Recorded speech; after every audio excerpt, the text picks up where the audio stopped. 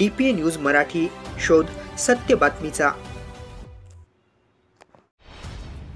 रिसोड तालुक्यातील भारतीय जनता पार्टीच्या शेतकरी विरोधी भूमिकेला व भाजपमधील स्थानिक नेतृत्वाच्या कुरघोडीच्या राजकारणाला कंटाळून रिसोड तालुक्यातील किसान आघाडीचे माजी तालुका उपाध्यक्ष गजानन लक्ष्मण बाजड यांचा पक्षप्रमुख उद्धव बाळासाहेब ठाकरे यांच्या शेतकऱ्याच्या प्रती असलेली प्रचंड संवेदनशीलता व शिवसेना उद्धव बाळासाहेब ठाकरे यांच्या विरोधाधारणेत प्रेरित होऊन रिसोड विधानसभेचे सहसंपर्क प्रमुख विश्वनाथ सानप व उपजिल्हा प्रमुख डॉ चंद्रशेखर देशमुख यांच्या मार्गदर्शनात शिवसेना उद्धव बाळासाहेब ठाकरे पक्षात रिसोड येथील कार्यालयात उपस्थित राहून दिनांक 30 जुलैला जाहीर पक्ष प्रवेश घेतला।